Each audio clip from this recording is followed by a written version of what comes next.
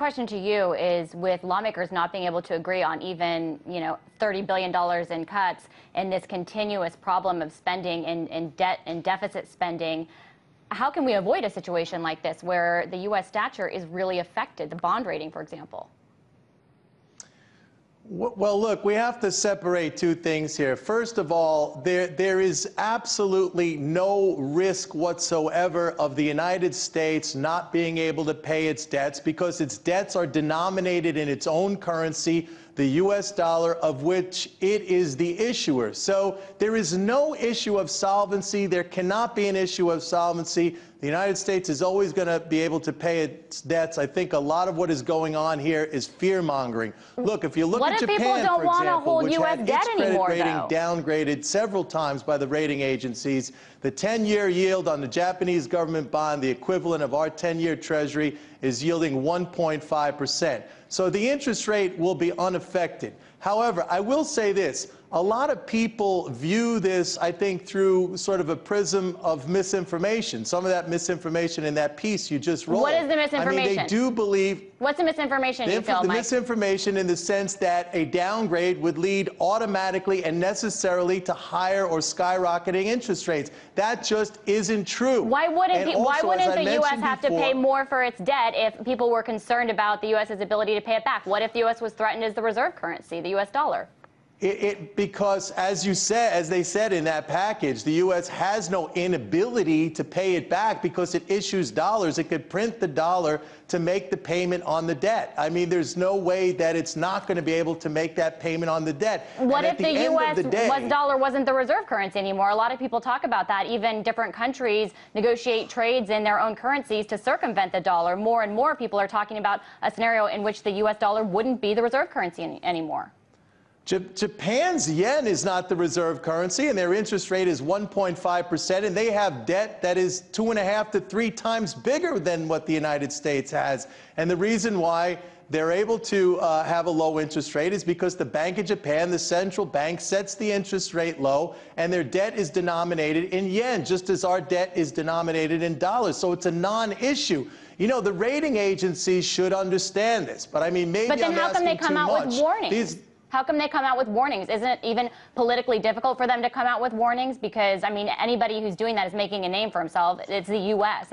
Things are political, from what I understand. The warnings are ridiculous. They are inapplicable to a sovereign nation that issues its own currency. I've had discussions with the rating agencies. Look, these are the same agencies that rated the toxic subprime debt AAA. So, I mean, how do we take them with any level of credibility after that? The fact of the matter is, any country, whether it's the United States, whether it's Japan, whether it's any country that issues its own currency, never has an issue of solvency. If its debt is denominated in its own currency, it could always make that payment.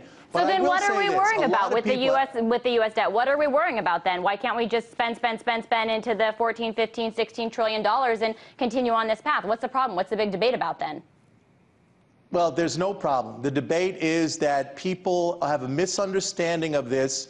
They view the reality in a way which is mired in misconception and myth. And this is pervasive from the common person on the street all the way up to the highest levels of policy, including our own president, who goes out there publicly and says we are out of money. That is an impossibility. The United States of America issues the U.S. dollar. It could spend it in any amount that it wants to. The only real issue here, the only thing that we have to consider is whether or not that spending at some point leads to an inflation. And the only way that's going to happen is when the government spends beyond the capacity of the economy to produce. In other words, when every single person in this country who is able to work is working, and when all of our resources are used up and you spend beyond that, that's when you have a sustainable inflation. That's the real issue we should be talking about. That's the question we should be asking ourselves.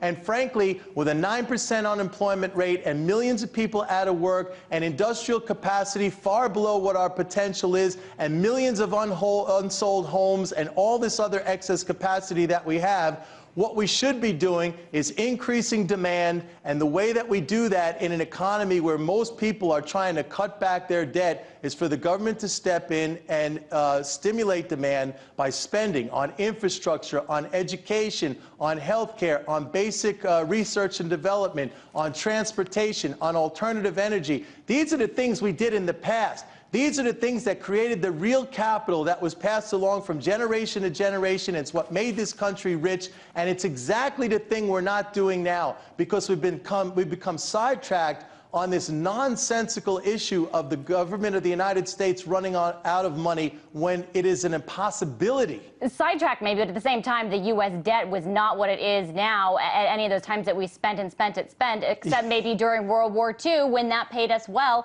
because all of our economic rivals were essentially defeated. And you could argue that Iraq and Afghanistan probably won't pay off as well. But Mike Norman debunking all of the conventional wisdom we are hearing about the deficit and debt debate right now going on in Washington. Well, I appreciate you joining us. Sorry, we're all out of time, but we look forward to seeing you again soon.